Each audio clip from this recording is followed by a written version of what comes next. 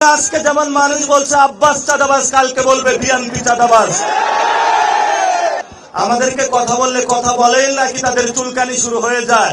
চুপ্পুর যে ভাষণ সংসদে বাজানোর প্রচেষ্টা করছেন, আওয়ামী লীগের অফিস খোলার চেষ্টা করছেন, এই সকল পায়তারা যদি চালনা আপনারা রাখেন তাহলে আপনাদের বিরুদ্ধে আমাদের যুদ্ধ অবতীর্ণ হতে হবে ইনশাআল্লাহ। গতবারে আমরা একটা ভুল করেছিলাম, আন্দোলনে অনেকে স্টেক নিয়ে বাংলাদেশের জনগণের উপরে চাঁদাবাজির মহাসাম্রাজ্য চালিয়েছিল, সন্ত্রাস চালিয়েছিল, দুর্নীতি চালিয়েছিল।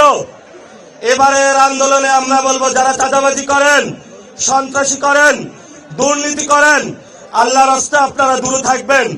আন্দোলনের দোহাই দিয়ে আপনাদেরকে আমরা চাঁদাবাজির গ্রিন কার্ড আর দিতে পারবো না। নতুন ভাবে শুরু হয়েছে, অনেকগুলা মন্ত্রী হয়েছে, চাঁদাবাজির নতুন সংজ্ঞায়ন করেছে সমঝোতা। তারা আওয়ামী লীগের সাথে সমঝোতা করে, চাঁদাবাজির সাথেও সমঝোতা করে, সন্ত্রাসের সাথেও সমঝোতা করে, দুর্নীতির সাথেও সমঝোতা করে, ভারতের সাথেও সমঝোতা করে, আওয়ামী লীগের সাথেও সমঝোতা করে। এই নব্য সমঝোতাকারীদের আমাদের বয়কট করতে হবে ইনশাআল্লাহ। আমাদেরকে কথা বললে কথা বলেন নাকি তাদের চুলকানি শুরু হয়ে যায়।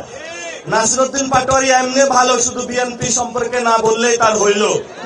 আরে ভাই, আমি বিএনপি নিয়ে বলতে চাই না, আমি চাঁদাবাজদের নিয়ে বলতে চাই, সন্ত্রাস নিয়ে বলতে চাই, দুর্নীতি নিয়ে বলতে চাই। যদি তোমার দলে এগুলা থাকে দ্রুত তাদেরকে বের করুন, না হলে আজকে যেমন মানুষ বলছে আব্বাস চাঁদাবাজ, কালকে বলবে বিএনপি চাঁদাবাজ। সময় কিন্তু এখন বেশি নাই। অনেকের গায়ে একটু শিউরে উঠে যে আব্বাস চাঁদাবাজ বললে যে একজন ব্যক্তিকে অ্যাটাক করা হয়। এটা কোনো ব্যক্তি আব্বাস না, এটা পুরো বাংলাদেশের তাদের চিত্র ফুটে উঠে একটা ব্যক্তির মধ্যে দিয়ে। এই জন্য দ্রুত এগুলা বন্ধ করেন। যদি বন্ধ করতে না পারেন তাহলে সবারই কিন্তু চাদর ধরে আমরা টান দিব। যেখানে লেখা আছে চাঁদাবাজ, সন্ত্রাস, দুর্নীতি, সেখানে আমাদের শক্ত লড়াই হবে। আপনারা ঘরের দেওয়ালে, মার্কেটে, বিভিন্ন জায়গায় লিখে রাখবেন, চাঁদাবাজদের বয়কট করুন। এখানে চাঁদাবাজের প্রবেশাধিকার নিষিদ্ধ, সামাজিকভাবে তাদেরকে বয়কট করতে হবে।